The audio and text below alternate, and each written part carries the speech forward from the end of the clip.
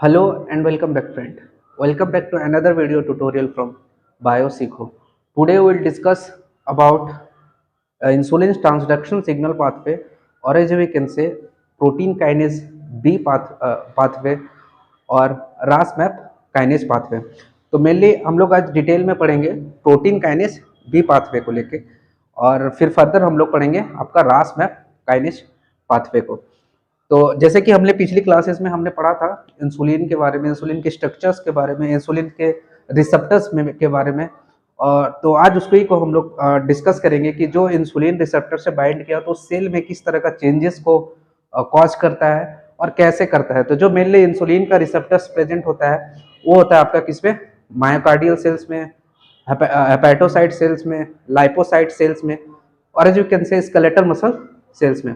तो आज हम लोग पढ़ेंगे कि इंसुलिन कैसे उन सेल्स पे एक्ट करता है और उस सेल्स में एक्ट करके जो ब्लड में ग्लूकोज लेवल है, मतलब न्यूट्रिएंट का जो कंसंट्रेशन हाई है ब्लड में, उसको सेल के अंदर एंट्री करवाता है और ब्लड में उस ग्लूकोज लेवल को रिड्यूस करता है।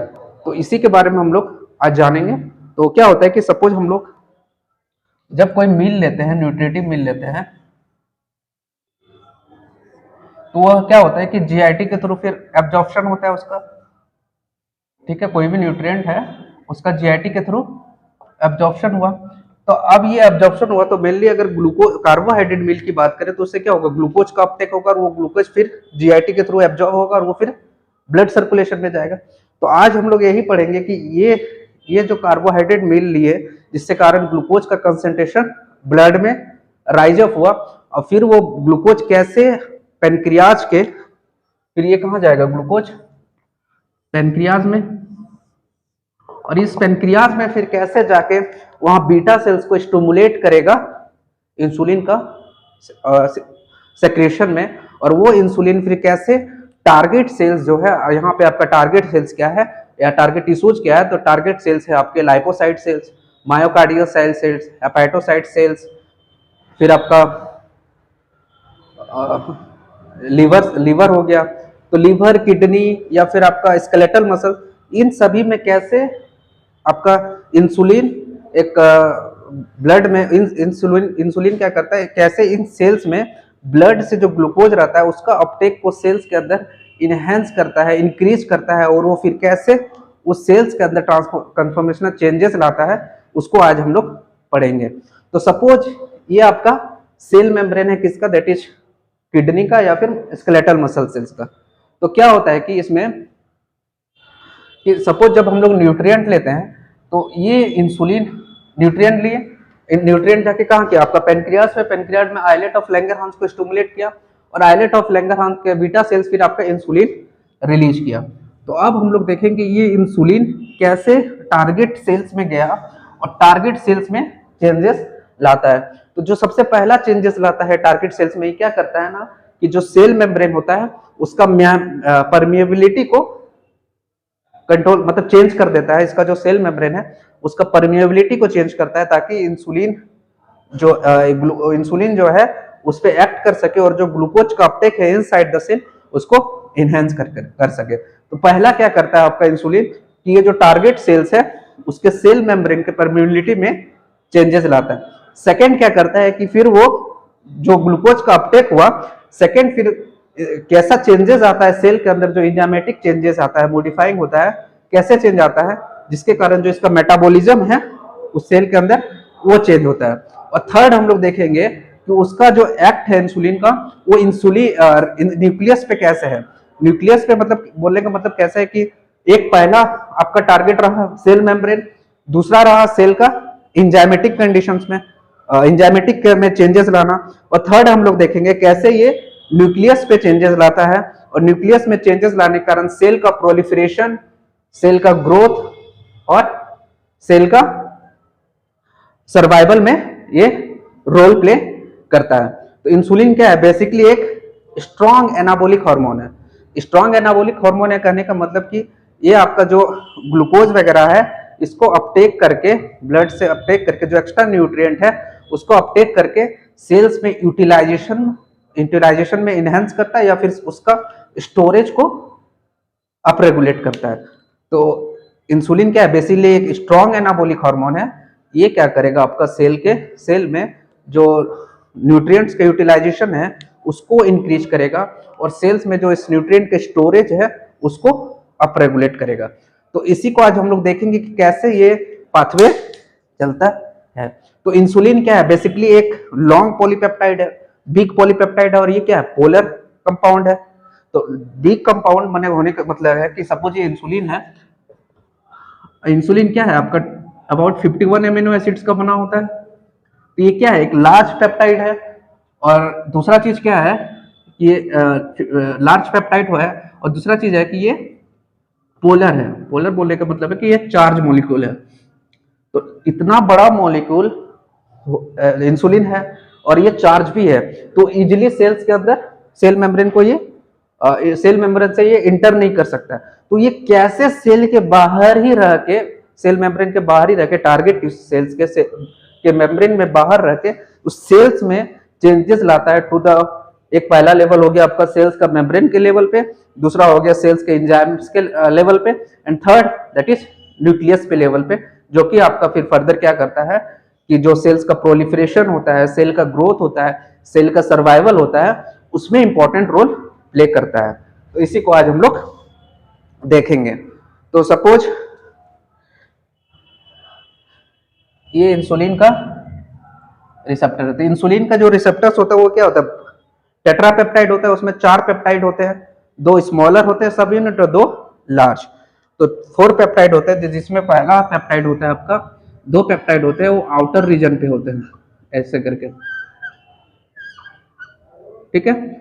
ये 2 पेरिफेरल एक्सटर्नल पॉलीपेप्टाइड है स्ट्रक्चर, और ये दोनों जुड़ा हुआ रहता है किससे, दैट इज डाइसल्फाइड बॉन्ड से। और 2 इसका पेप्टाइड होते हैं जो कि सेल मेम्ब्रेन में इंबेडेड होते हैं, जिसको हम लोग बोलते हैं ट्रांस मेम्ब्रेन, मतलब सेल मेम्ब्रेन में इंबेडेड होगा। तो इसका जो 2 सब यूनिट होगा वो सेल मेम्ब्रेन में इंबेडेड होगा ऐसे करके, सेल मेम्ब्रेन में इंबेडेड होगा।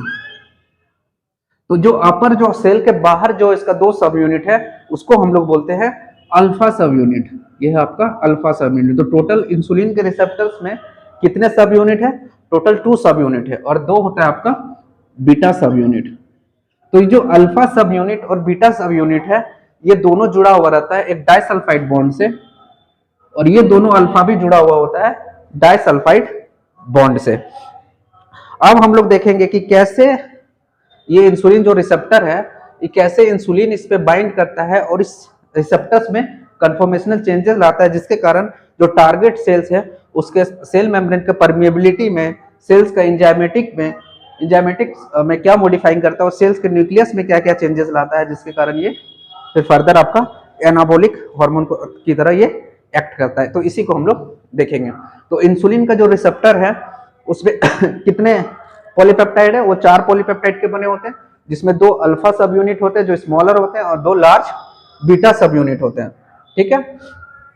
और 2 अल्फा सब यूनिट एक दूसरे से जुड़े हुए होते हैं किससे, आपका डाइसल्फाइड बॉन्ड से, और 2 बीटा सब यूनिट जुड़े हुए रहते हैं किससे, वो भी दोनों ये 2 अल्फा जुड़ा हुआ एक डाइसल्फाइड बॉन्ड से, 1 अल्फा 1 बीटा जुड़ा हुआ डाइसल्फाइड बॉन्ड से। तो इस तरह करके यहाँ 3 डाइसल्फाइड बॉन्ड है, तो ये जुड़ा हो रहता है। तो अब हम लोग देखेंगे कि हाँ, ये जो 2 अल्फा सब यूनिट है ये एक्सटर्नल रीजन पे होता है, सेल्स के बाहर रीजन पे होता है, और ये जो बीटा सब यूनिट है इस सेल मेम्ब्रेन में इंबेडेड होता है, मतलब कि सेल मेम्ब्रेन में ये धसा हुआ होता है, जिसके कारण क्या होता है, इसका थोड़ा सा जो सब यूनिट है इसका, ये जो बीटा पॉलीपेप्टाइड है इसका हल्का कुछ रीजन आपका सेल्स के बाहर एक्सटर्नल रीजन पे होता है, और कुछ आपका सेल्स के इनसाइड होता है, मतलब साइटोप्लाज्म में होता है।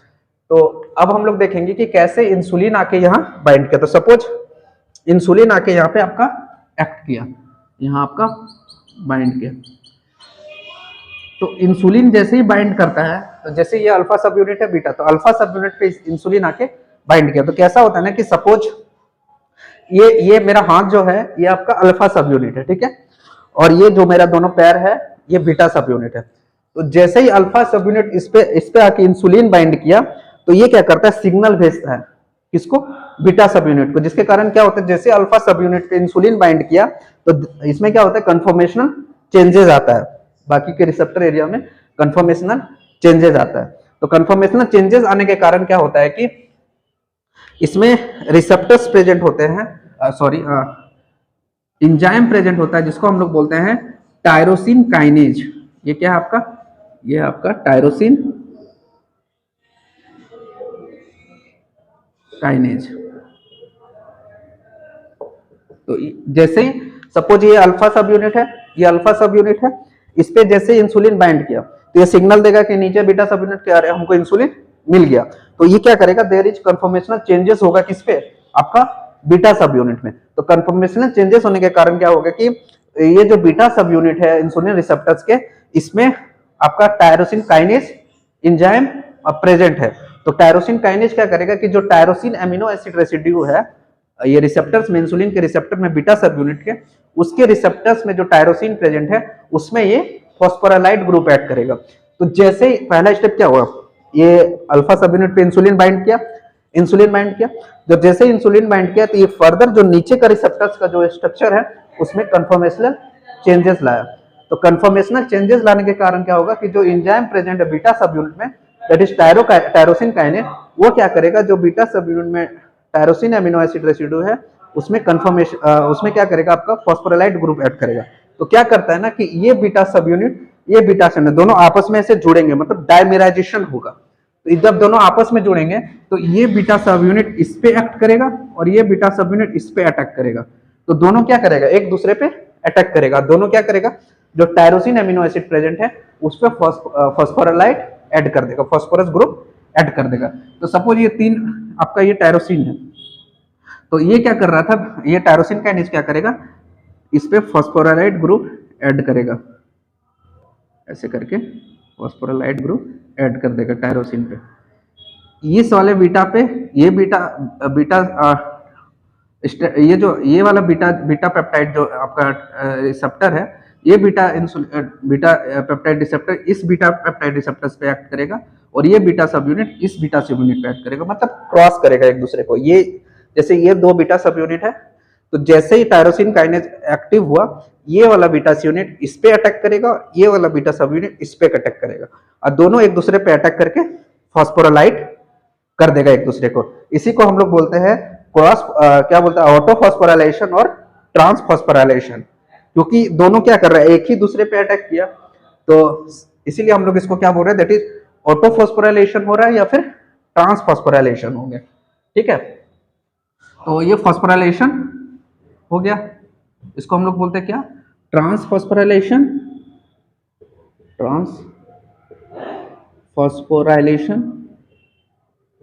और ऑटो फॉस्फोराइलेशन।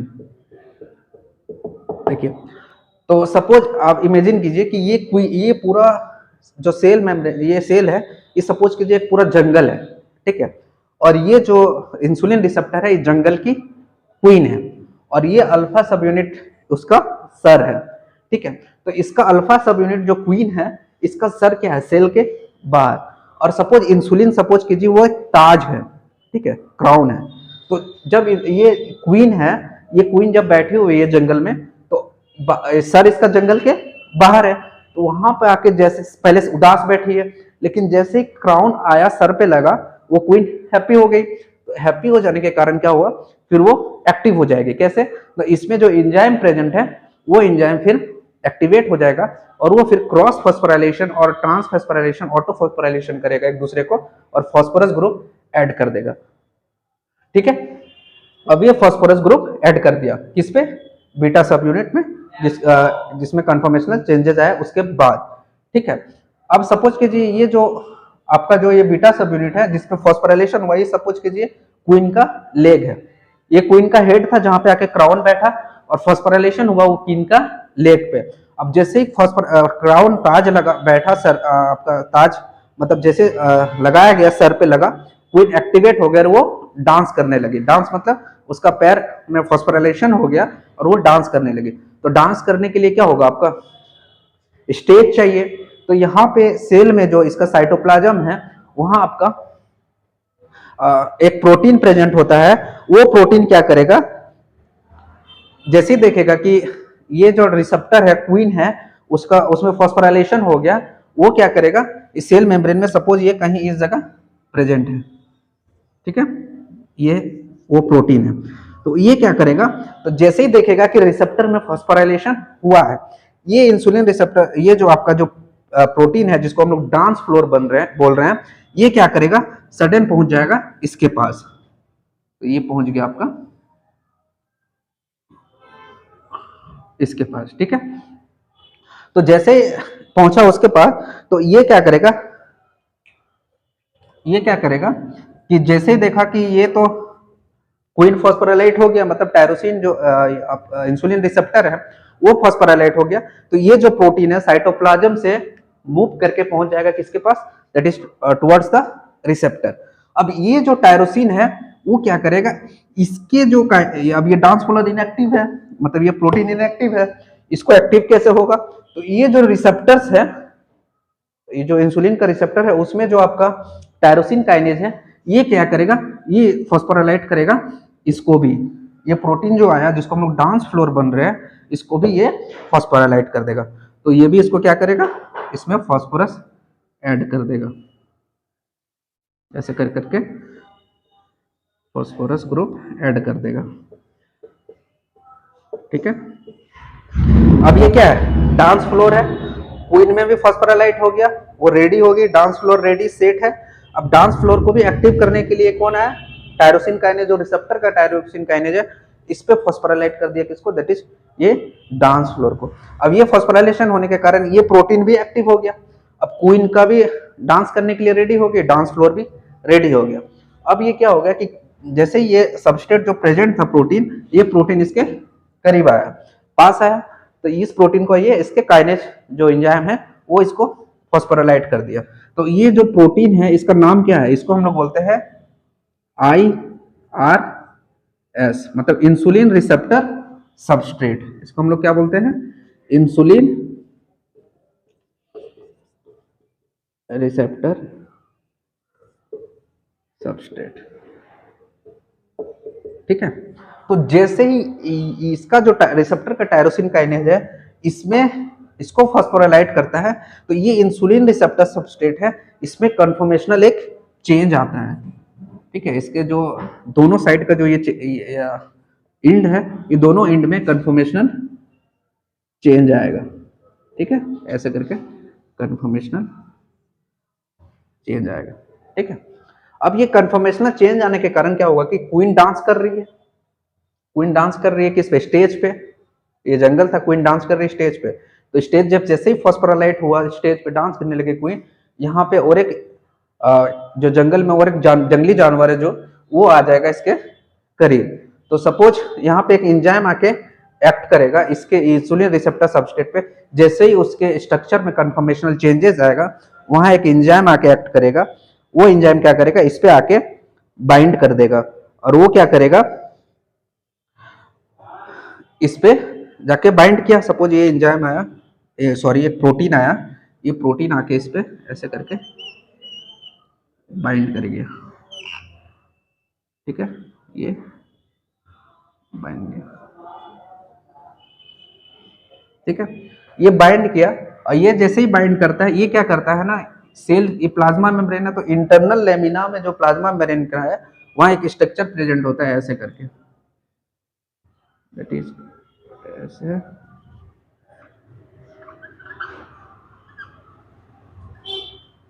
ये दो फैटी एसिड है, ये दो फैटी एसिड है, और ये आपका क्या है, ग्लिसरॉल, ये आपका है ग्लिसरॉल, तो दो फैटी एसिड यहाँ आपका क्या है, ये फॉस्फेट से जुड़ा हुआ है, तो फैटी एसिड प्लस ग्लिसरॉल ये फॉस्फेट ग्रुप, ये 4th पोजीशन है, सपोज ये 5th पोजीशन है, ठीक है। तो नॉर्मली जो सेल मेम्ब्रेन का इंटरनल लेमिनल होता है वहां ये फॉस्फोलिपिड्स प्रेजेंट होता है, जिसको हम लोग बोलते हैं फॉस्फोटिडिक एसिड, ये क्या करता है, ये फॉस्फेट ग्रुप से आपका जुड़ जाता है किसका, आइनोसिटॉल से, ये क्या है आपका, ये आपका आइनोसिटॉल, आइनोसिटॉल, ये क्या हो गया, 2 fatty acid glycerol attached with inositol by the phosphate, इसको हम लोग बोलते हैं phosphatidyl inositol bisphosphate, that is PIP2, PIP2। और हम लोग कह सकते हैं फॉस्फोटिडाइल आइनोसिटोल 4,5 बिसफॉस्फेट। 4,5 बिसफॉस्फेट करने का मतलब है कि जो इसका ये जो आपका आइनोसिटोल है उसके जो 4th पोजीशन ऑफ कार्बन है और 5th पोजीशन ऑफ कार्बन, उसमें क्या है, फॉस्फोरस ग्रुप ऐड है, ठीक है। तो इसीलिए इसको हम लोग बोलेंगे फॉस्फोटिडाइल आइनोसिटोल 4,5 बिसफॉस्फेट।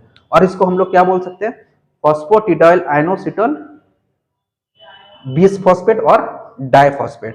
तो ये क्या करेगा, ये जो सबस्ट्रेट आया, ये जो प्रोटीन आया, ये प्रोटीन क्या करेगा, ये जो फॉस्फोलिपिड्स है इस पे एक्ट करेगा, ये इस पे एक्ट करेगा और एक्ट करके क्या करेगा कि ये इसका जो फॉस्फोटिडाइल आइनोसिटोल बिसफॉस्फेट है दैट इज PIP2, इसको कन्वर्ट कर देगा PIP3 में, that is phosphatidyl inositol tris phosphate. तो वो क्या करेगा, फॉस्फोटिडाइल आइनोसिटोल ट्रीस फॉस्फेट में ये ले आएगा। तो ये क्या करा, तो ये क्या करा बेसिकली फॉस्फोटिडाइल आइनोसिटोल ट्रीस फॉस्फेट, तो इसमें कन्वर्ट किया किसको, इसको कन्वर्ट कर दिया आपका फॉस्फोटिडाइल आइनोसिटोल ट्रीस फॉस्फेट। ये आइनोसिटोल है, 4th और 5th पोजीशन पे पहले से आपका जुड़ा हुआ था फॉस्फेट ग्रुप।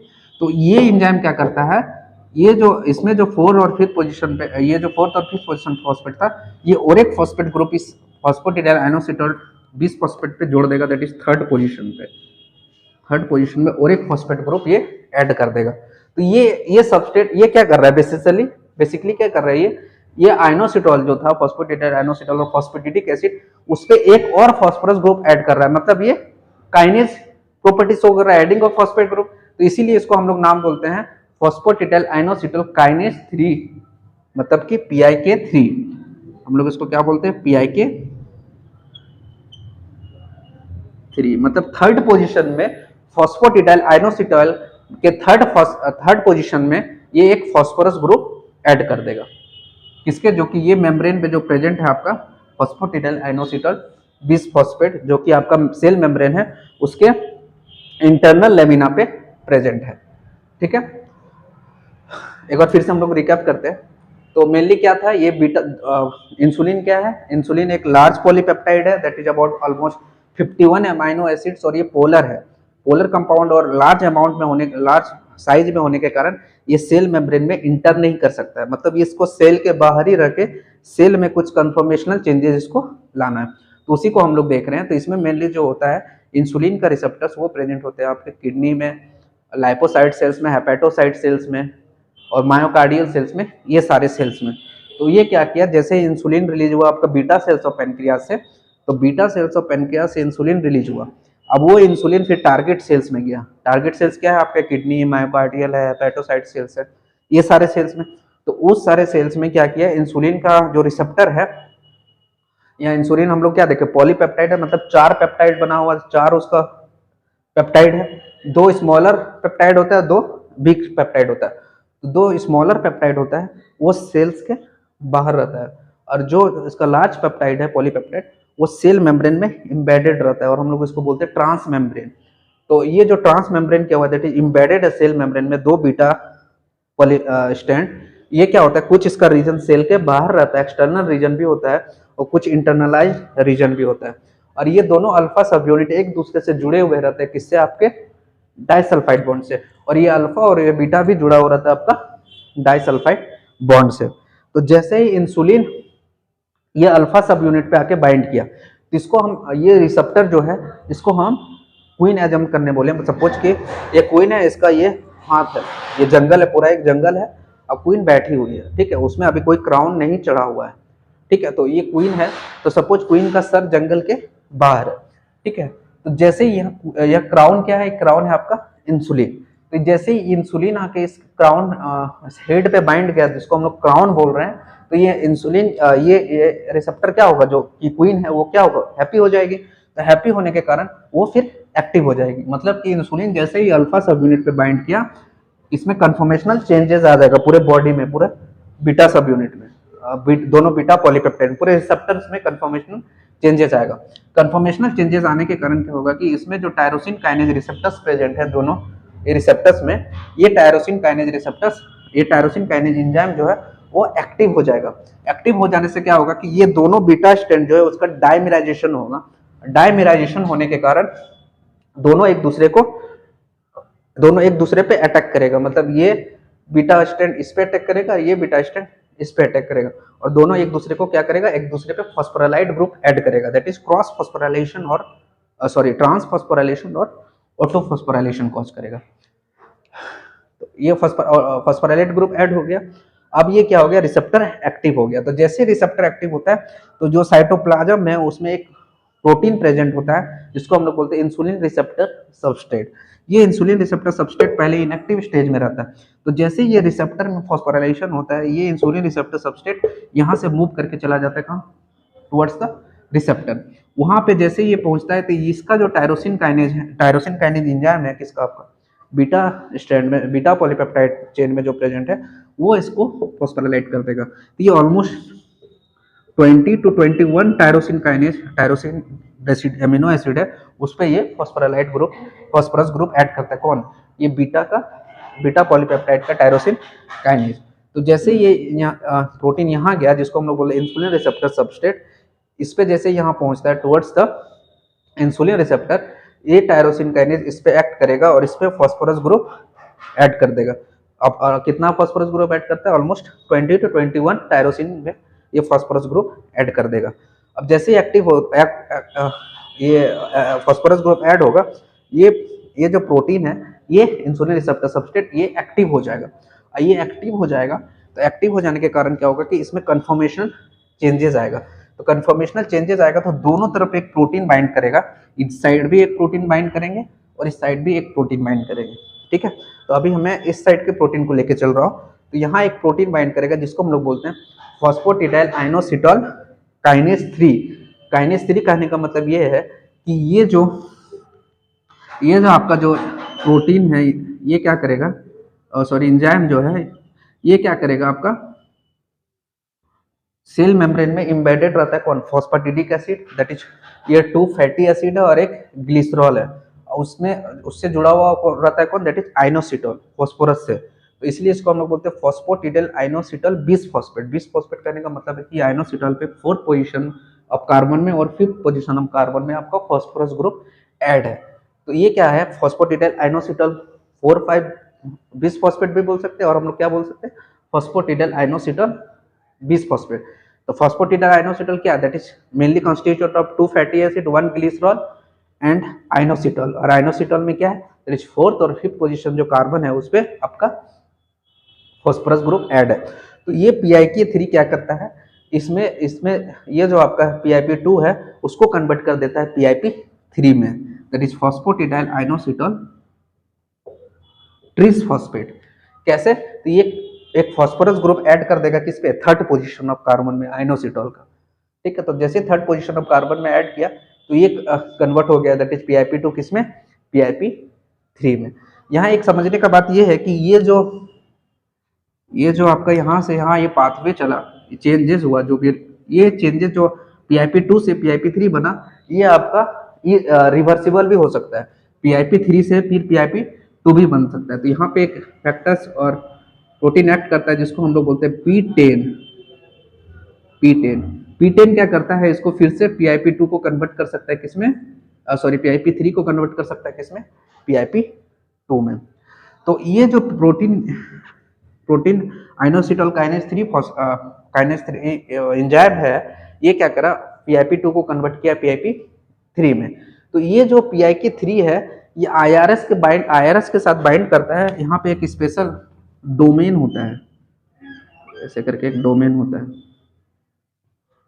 ये डोमेन क्या करता है कि ये जो बाइंड है इसका इनहेंस को इंक्रीज कर देता है और इसको ये IRS के साथ ये बाइंड करवा देता है।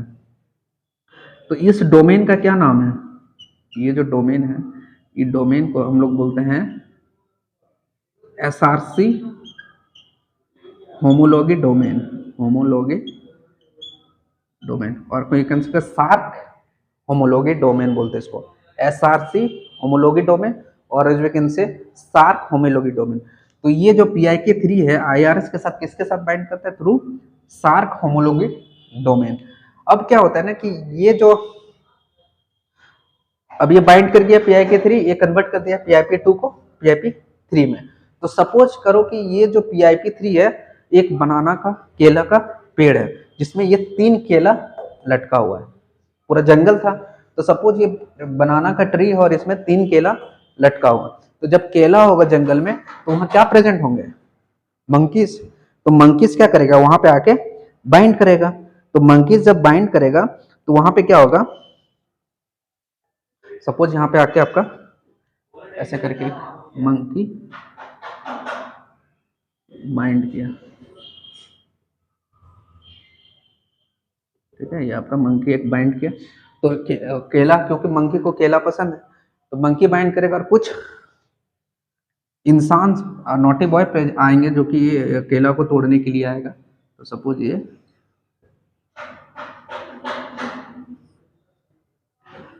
ये दोनों आके इस पे बाइंड करेंगे। तो ये क्या करेगा? ये जो आपका जो नॉटी बॉय आया है केला लेने के लिए, तोड़ने के लिए, ये क्या करेगा? ये जो आपका जो नॉटी बॉय है ये क्या करेगा कि यहाँ से एक फॉस्फेट को लेके ट्रांसफर कर देगा किसमें? इस पे। तो इस पे ट्रांसफर करेगा तो इस पे क्या होगा? एक फॉस्फोरस ग्रुप ऐड हो जाएगा, यहाँ पे एक फॉस्फोरस ग्रुप ऐड हो जाएगा। तो ये शुरू में इनएक्टिव था, ये बनाना में ये बनाना ट्री में 3 बनाना ऐसे पकड़े हुए थे। जैसे बनाना ग्रो किया तो मंकीज आ गया बनाना खाने। तो यहाँ पे और कुछ इंसान भी आ जाएंगे बनाना को तोड़ने। तो जैसे देखेगा मंकी है यहाँ, ये क्या करेगा? इंसान एक बनाना तोड़ के इसको दे देगा इस बंदर को। तो जैसे ही बंदर को ये बनाना मिलेगा यहाँ से फिर हट के भाग जाएगा और ये कहाँ आ जाएगा आपका? ये आ जाएगा आपका जंगल में, ये जंगल में आ जाएगा, ठीक है। तो ये जो ये मेनली क्या कर रहा है? ये बेसिकली क्या कर रहा है? ये जो प्रोटीन है बेसिकली क्या कर रहा है? एक यहाँ से जो PIP3 है वहां से एक फॉस्फोरस ग्रुप ले रहा है और उस फॉस्फोरस ग्रुप को ट्रांसफर कर रहा है किसमें? इस बगल वाले एंजाइम्स में। तो ये दोनों का नाम क्या है? बेसिकली ये क्या कर रहा है? वो ट्रांसफर कर रहा है किसको? आपका एक फॉस्फोरस को PIP3 से किसमें? दैट इज आपका एक मंकीज पे। तो यहाँ पे उस मंकीज का नाम क्या है? तो यहाँ पे उस मंकीज को हम लोग बोलते हैं प्रोटीन काइनेज बी। इसका नाम है प्रोटीन काइनेज बी और AKT। और इसका क्या नाम है? ये किस पे बेसिकली एक्ट कर रहा है? PIP3 पे। तो इसको हम लोग नाम देते हैं PIP3 डिपेंडेंट काइनेज। तो हम लोग क्या बोलते हैं? PIP3 डिपेंडेंट काइनेज, ठीक है। और ये फिर एक्टिव हो गया और ये फॉस्फोरस बैंड। एक बार फिर से हम लोग इसको देखते हैं। इंसुलिन का रिसेप्टर्स है, 4 सब यूनिट है, चारों एक दूसरे से डाइसल्फाइड से जुड़े हुए हैं, ठीक है। इंसुलिन आया किस पे बाइंड किया? अल्फा सब यूनिट पे। अल्फा सब यूनिट पे जैसे ही बाइंड किया तो इसके कारण क्या होगा? इसके बीटा जो स्टैंड है उसमें कन्फर्मेशनल रिसेप्टर्स में, कन्फर्मेशनल पॉलीपेप्टाइड में कन्फर्मेशनल चेंजेस आया। कन्फर्मेशनल चेंजेस आने के कारण क्या हुआ? टायरोसिन काइनेज जो आपका बीटा पॉलीपेप्टाइड में प्रेजेंट है उसमें वो एक्टिवेट हुआ और वो काइनेज क्या किया? आपका जो टायरोसिन अमीनो एसिड्स प्रेजेंट है ये रिसेप्टर्स में, उस पर जाके फॉस्फोरस ग्रुप ऐड कर दिया। फॉस्फोरस ग्रुप ऐड कर दिया तो ये क्या हुआ? बेसिकली शुरू में डायमेराइजेशन सामने आया, दूसरा एक दूसरे को अटैक किया, फॉस्फोरस ग्रुप ऐड किया, इसलिए हम लोग इसको क्या बोल रहे थे? दैट इज ट्रांसफॉस्फोराइलेशन और ऑटोफॉस्फोराइलेशन, ठीक है। अब जैसे ही टायरोसिन अमीनो एसिड्स पे ये फॉस्फोरस ग्रुप ऐड हुआ, यहाँ पे एक प्रोटीन प्रेजेंट था सेल मेम्ब्रेन में जो इनएक्टिव स्टेज में था।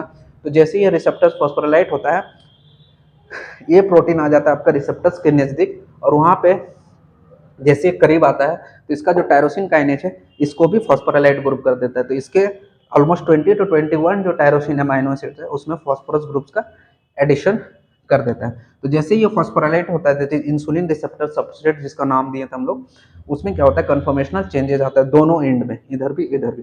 तो जैसे ही कन्फर्मेशनल चेंजेस आता है तो सेल में साइटोप्लाज्म में क्या प्रेजेंट है? That is phosphatidyl inositol kinase 3।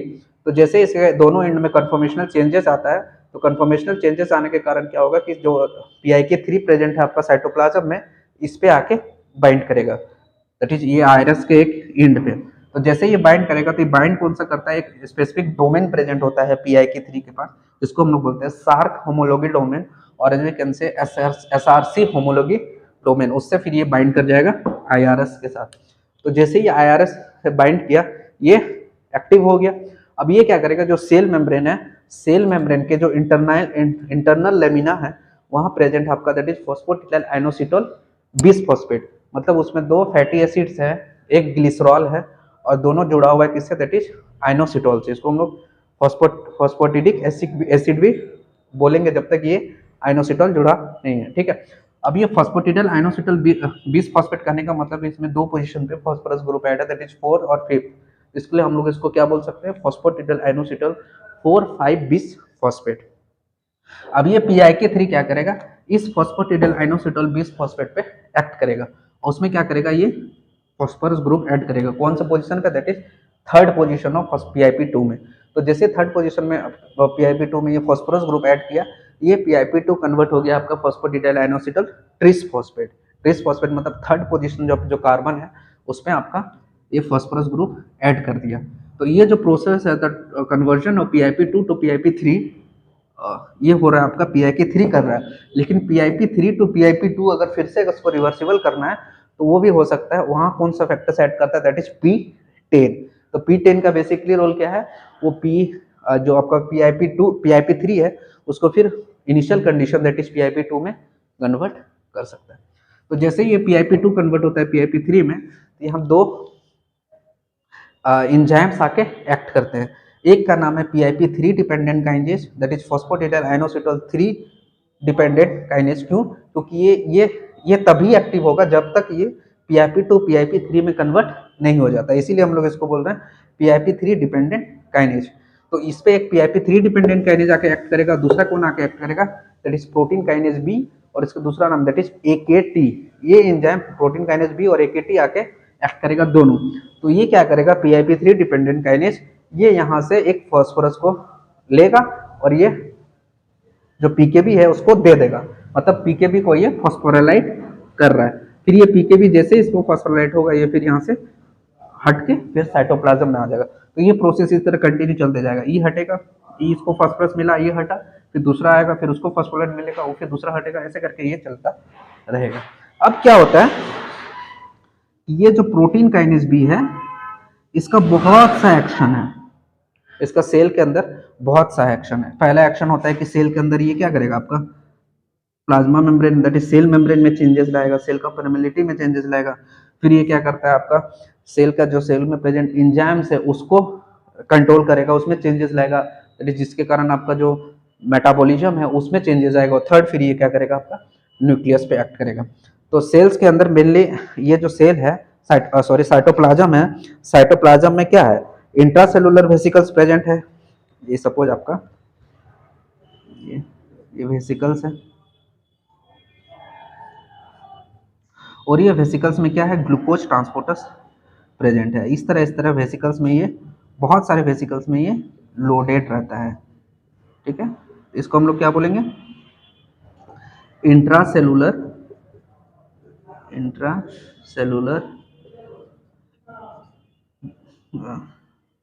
Glucose transporter, that is glucose transporter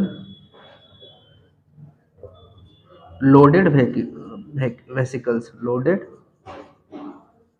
vesicles. तो इस तरह सेल्स में ये प्रेजेंट है क्या, intracellular glucose transporter loaded vesicles. अब ये वेसिकल्स को क्या करेगा, ये जो प्रोटीन काइनेज बी है जो फॉस्फोराइलाइट हुआ, वो क्या करेगा, ये जो वेसिकल्स है इसको पुश करेगा टुवर्ड्स द मेम्ब्रेन, जिसके कारण ये क्या होगा, मेम्ब्रेन की तरफ जाके फ्यूज हो जाएगा, मेम्ब्रेन की ओर बढ़ेगा और मेम्ब्रेन में ऐसे जाके ये फ्यूज हो जाएगा।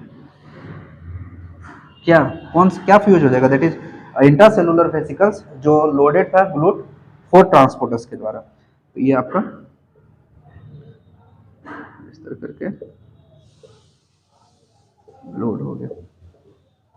अब जैसे ये फ्यूज हुआ, अब फ्यूज होने के कारण क्या होगा कि लार्ज अमाउंट ऑफ फिर ग्लूकोज आपका सेल के अंदर इंटर करेगा, ऐसे करके ये ग्लूकोज फिर सेल के अंदर इंटर करेगा, दैट इज ब्लड से। और दूसरा चीज क्या करेगा, ये आपका जो प्रोटीन्स भी अदर न्यूट्रिएंट्स प्रेजेंट है, जैसे प्रोटीन्स हो गया, आपका पोटाशियम हो गया, अमाइनो एसिड्स हो गया, ये सबको, या फिर फॉस्फेट आयन हो गया, इसको भी इंक्रीज करेगा। मतलब कहने का मतलब है कि ये क्या करेगा, आपका पोटाशियम का भी अपटेक को इंक्रीज करेगा, अमाइनो एसिड्स का भी इनहेंस करेगा, फिर PO3 minus that is phosphate ion को भी इंक्रीज करेगा। तो अलोंग विथ ग्लूकोज ये क्या किया आपका, पोटाशियम को, अमाइनो एसिड्स को, फिर फॉस्फेट आयन, ये सारे को भी अपटेक को इनहेंस करेगा। तो ये इसका जो पहला फंक्शन है वो क्या कर रहा है, क्या हम शुरू में बताए थे कि ये परमेबिलिटी सेल में चेंजेस लाएगा, तो सेल में यही चेंजेस लाया। इसका जो पहला एक्शन है वो पहला एक्शन यही था कि जो सेल के अंदर intracellular glucose transporter loaded vesicles था, उसको ये पुश कर देगा टुवर्ड्स द मेम्ब्रेन। फिर टुवर्ड्स द मेम्ब्रेन पुश करने के कारण ये फिर मेम्ब्रेन से फ्यूज हो जाएगा, और सेल मेम्ब्रेन से फ्यूज हो जाने के कारण फिर क्या करेगा, इससे लार्ज अमाउंट ऑफ ग्लूकोज का अपटेक होगा, और ग्लूकोज का अपटेक होगा और फिर क्या करेगा, जिसके अलॉन्ग उसके साथ साथ क्या होगा, पोटेशियम का हो गया, आपका अमाइनो एसिड्स का हो गया, फॉस्फेट आयन का हो गया, उसको भी ये अपटेक को इनहेंस करेगा। अब दूसरा चीज क्या करेगा कि जैसे ग्लूकोज का इंटरनलाइज्ड हुआ, ये ग्लूकोज का इंटरनलाइज्ड हुआ, ठीक है। अब ये ग्लूकोज का इंटरनलाइज्ड हुआ, तो पहला काम यही करा है कि ग्लूकोज का अपटेक को इनहेंस किया। दूसरा क्या करेगा, जैसे ये ग्लूकोज इंटर करेगा तो यहाँ पे ग्लूकोकाइनेज जो एंजाइम प्रेजेंट है ग्लूकोकाइनेज, ये ग्लूकोकाइनेज को ये एंजाइम क्या करेगा, प्रोटीन काइनेज भी उसको एक्टिवेट कर देगा। एक्टिवेट करने के कारण क्या करेगा, ये ग्लूकोकाइनेज इस ग्लूकोज पे फॉस्फेट ग्रुप ऐड कर देगा। फॉस्फेट ग्रुप कहाँ पे ऐड करेगा, 6 पोजीशन पे। तो ये कन्वर्ट हो जाएगा आपका किसका, ग्लूकोज 6 फॉस्फेट में। फिर ये ग्लूकोज 6 फॉस्फेट में कन्वर्ट हो जाने के कारण क्या होगा, फिर ये ग्लूकोज सेल के बाहर नहीं जा सकता। फिर वो ग्लूकोज जैसे फॉस्फेट ग्लूकोकाइनेज को एक्टिव किया, ग्लूकोकाइनेज जैसे एक्टिव हुआ, ग्लूकोज के 6 पोजीशन पे फास्फोरस ग्रुप को ऐड किया, ये कन्वर्ट हो गया ग्लूकोज 6 फॉस्फेट में। अब ये ग्लूकोज 6 फॉस्फेट फिर आपका ग्लाइकोलाइटिक पाथवे में जाएगा, क्रेब्स साइकिल में जाएगा, फिर आपका एटीपी का फॉर्मेशन करेगा। दूसरा फंक्शन ये क्या करेगा, आपका जो एंजाइम प्रेजेंट है ग्लाइकोजन सिंथेज, ठीक है। ये ग्लाइकोजन सिंथेज जनरली ये जो सेल्स में प्रेजेंट है, क्या ये क्या करेगा आपका, ये ग्लाइकोजन सिंथेज क्या करता है, फॉस्फोरस ग्रुप ऐड करता है किस पे, ग्लूकोज पे। ये ग्लूकोज है सपोज, ये ग्लूकोज पे glycogen synthase phosphorus group add करता है, ठीक है, ठीक है। और ग्लाइकोजन का फिर ये करता है। तो ये एंजाइम क्या करेगा, ये जो ग्लाइकोजन सिंथेज है इस पे फॉस्फोरस ग्रुप ऐड कर देगा।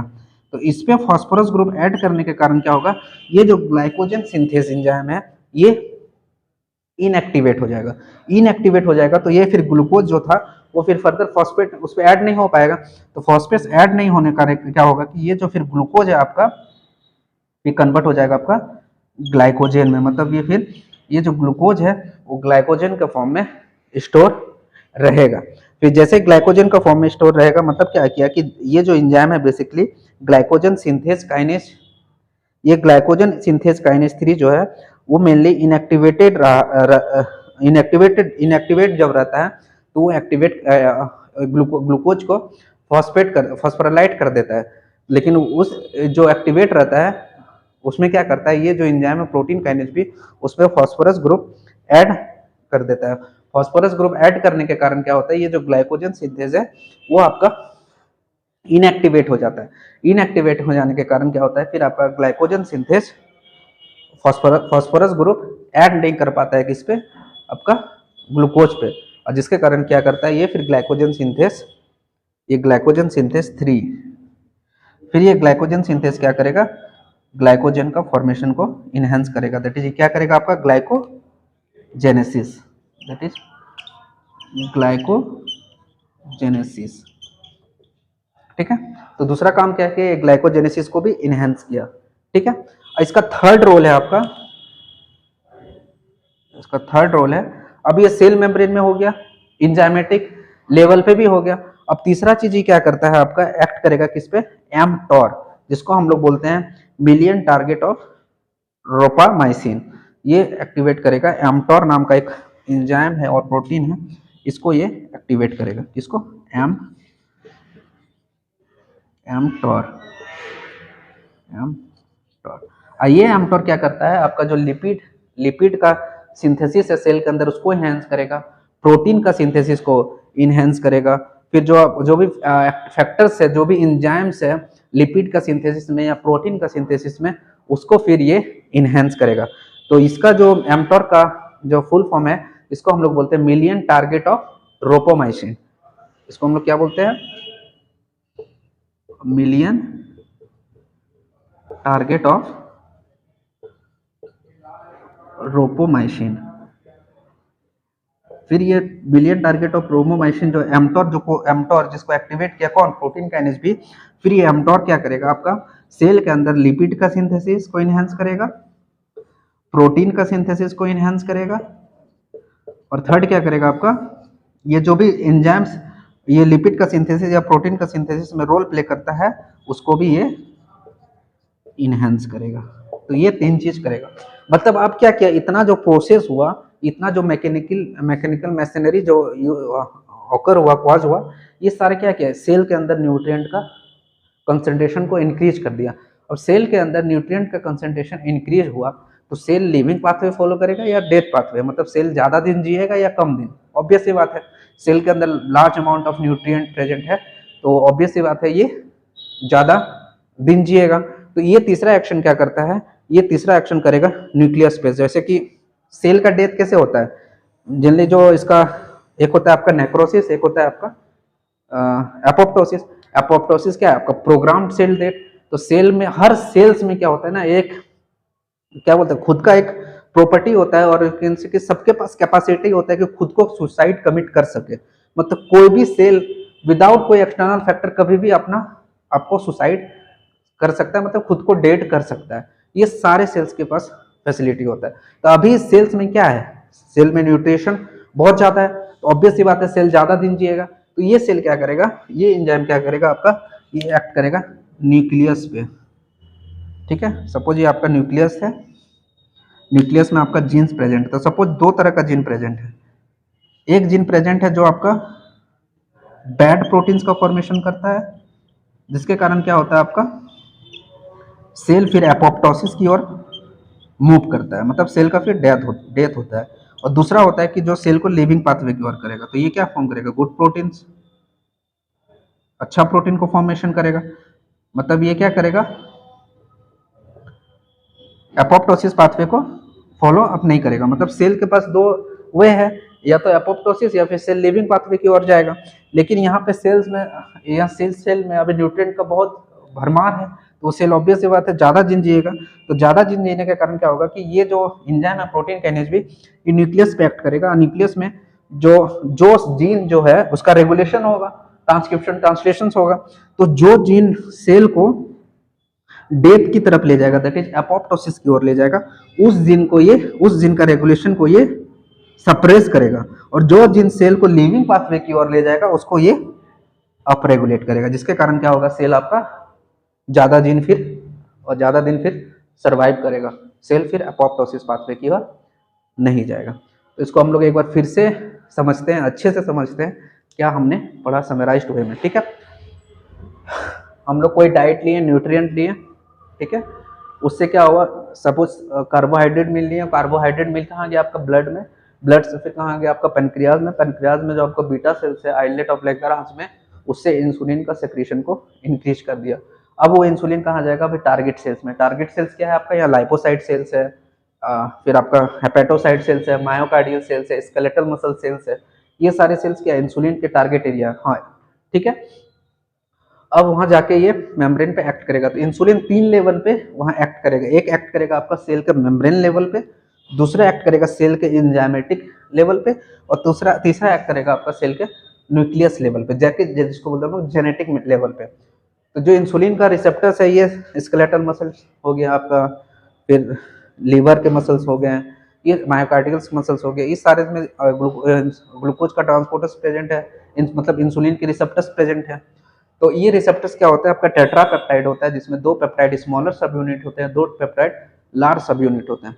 और ये इस दो स्मॉलर जुड़ा हुआ रहता है आपस में किससे, डाइसल्फाइड बॉन्ड से, और एक अल्फा एक बीटा ये जुड़ा हुआ रहता है आपका डाइसल्फाइड बॉन्ड से। तो जैसे इंसुलिन आके यहाँ बाइंड किया, वो इंसुलिन क्या किया, ये बीटा पॉलीपेप्टाइड है, इसमें टायरोसिन काइनेज एंजाइम प्रेजेंट है।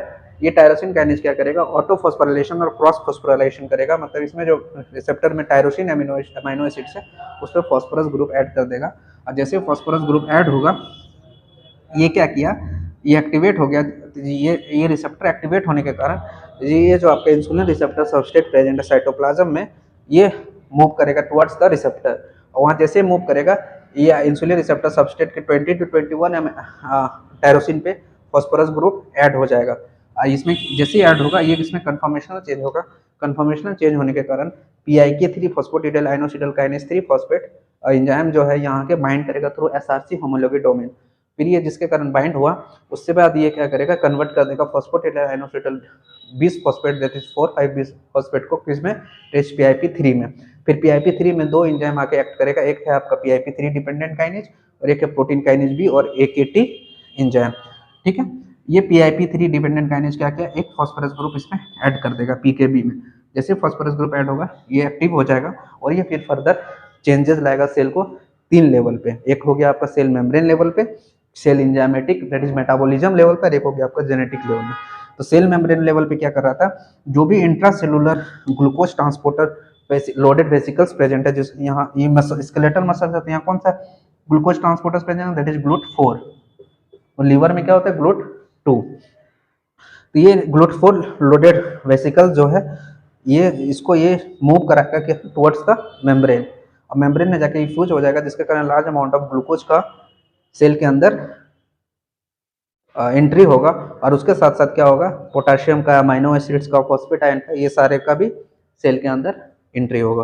अब जैसे ग्लूकोज सेल के अंदर एंट्री किया तो ये क्या करेगा, ये एंजाइम प्रोटीन काइनेज भी ये ग्लूकोकाइनेज जो एंजाइम है उसको एक्टिवेट कर देगा, जिसके कारण क्या होगा, ग्लूकोज कन्वर्ट हो जाएगा ग्लूकोज 6 फॉस्फेट में, और वो ग्लूकोज 6 फॉस्फेट फर्दर क्या होगा, आपका ग्लाइकोलाइटिक पाथवे, मेटाबॉलिक पाथवे में एंटर करेगा, क्रेब साइकिल में एंटर करेगा, ऑक्सीडेटिव फॉस्फोराइलेशन करेगा और फिर ATP का फॉर्मेशन करेगा। दूसरा एंजाइम पे एक्ट करेगा that is glucose synthase kinase 3 पे। ग्लूकोज सिंथेस काइनेज 3 क्या करता है, ग्लूकोज पे फॉस्फोरस ग्रुप ऐड करता है। ये क्या करेगा, बेसिकली जब इस पे ये एक्टिव रहता है तो इसमें फॉस्फोरस ग्रुप ऐड नहीं रहता है, लेकिन जैसे ही एंजाइम क्या करेगा, एक्टिवेट होगा, ये एंजाइम क्या करेगा, ग्लाइकोजन सिंथेस में फॉस्फोरस ग्रुप ऐड कर देगा। जैसे फॉस्फेट ग्रुप ऐड करेगा तो ये फिर ग्लूकोज को ग्लूकोज फॉस्फेट में कन्वर्ट नहीं कर पाएगा, मतलब सेल के अंदर ग्लूकोज ग्लाइकोजन का फॉर्मेशन होगा, मतलब ये क्या करेगा, ग्लाइकोजन सिंथेस फिर ग्लूकोज को कन्वर्ट कर देगा किसमें, ग्लाइकोजन में, in spite of glucose phosphate. जो शुरू में ग्लूकोज फॉस्फेट पे ग्लूकोज को कन्वर्ट कर रहा था, वो ग्लूकोज से ग्लाइकोजन का सिंथेसिस करेगा, दैट इज ग्लाइकोजेनेसिस कराएगा। तीसरा चीज ये हो गया। अब ये तीसरा चीज कहाँ गया, एमटोर।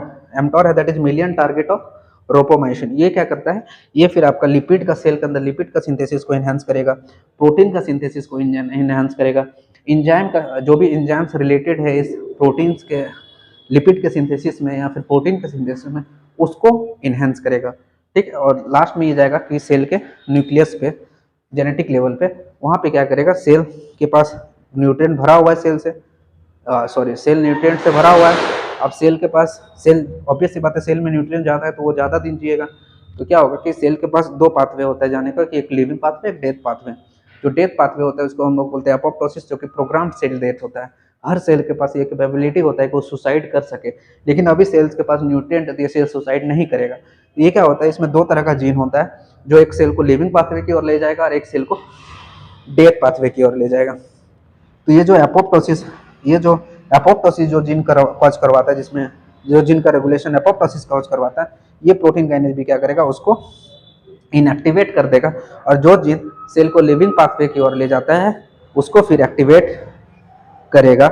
इससे मतलब क्या है कि अब सेल लिविंग की पाथवे की ओर गया, मतलब सेल का प्रोलिफरेशन होगा, सेल का फर्दर ग्रोथ होगा और सेल का फिर सर्वाइवल इनहेंस हो जाएगा। ठीक है, तो this is all about protein kinase B pathway. अगले क्लास में देखेंगे हम लोग रास मैप काइनेज पाथवे। वो फिर रास मैप काइनेज पाथवे कैसे वर्क करता है। वो जो रास मैप काइनेज पाथवे वो बेसिकली जेनेटिक लेवल पे होता है, जेनेटिक मॉडिफिकेशन में चेंजेस आता है, उसको हम लोग अगले क्लास में देखेंगे। ये था आपका प्रोटीन काइनेज बी पाथवे। ठीक है। हाँ, यहाँ एक और बात समझने का है कि ये सपोज ये 3 कंटेनर है, एक कंटेनर, ये 3 कंटेनर, 1 2 3, ठीक है। एक है आपका लीवर सेल्स, ये सपोज ब्लैक वाला आपका लीवर सेल्स है, ये रेड वाला है आपका स्केलेटल मसल सेल्स, और ये है आपका लाइपोसाइट सेल्स। तीनों सेल्स में अगर हम इंसुलिन डालें तो तीनों में इंसुलिन का एक्शन किस में ज़्यादा शो अप करेगा? इंसुलिन का जो एक्शन शो अप करेगा सबसे ज़्यादा अगर ब्लू वाला में डालें, दैट इज स्केलेटल मसल्स में डालें, तो इसमें क्या होगा, ये जो इसका एक्शन है इंसुलिन का, वो राइज अप करेगा, मतलब ग्लूकोज का अपटेक इंक्रीज करेगा। रेड में भी अगर हम लोग डालें, दैट इज एडिपोसाइट सेल्स में और लाइपोसाइट सेल्स में, उसमें भी इनहेंस करेगा। लेकिन जो लीवर सेल्स है, लीवर सेल्स में वो राइज अप नहीं करेगा। क्यों? लीवर सेल जो होता है वो इंसुलिन इंडिपेंडेंट होता है, वो इंसुलिन पे डिपेंड नहीं करता है। उसमें मतलब कंटिन्यूसली आपका सेल के अंदर ग्लूकोज का कमी कंसंट्रेशन अगर कम है तो वो खुद सेल से ले लेगा, उसके लिए इतना एक्टिविटी उसको करने का जरूरत नहीं है। अगर सेल के अंदर कम है तो लीवर क्या करेगा, सेल से फिर ले भी सकता है, इंसुलिन का अपटेक को इनहेंस भी कर सकता है। मतलब लीवर में जो आपका इंसुलिन का जो एब्जॉर्प्शन या फिर रिलीजिंग होता है, सॉरी एब्जॉर्प्शन जो होता है वो इंसुलिन इंडिपेंडेंट होता है, लेकिन जो स्केलेटल मसल से और एडिपोसाइट सेल से वो इंसुलिन डिपेंडेंट होता है। तो this is all about today's lecture. मिलते हैं अगली क्लास में, तब तक के लिए goodbye, thank you, take care.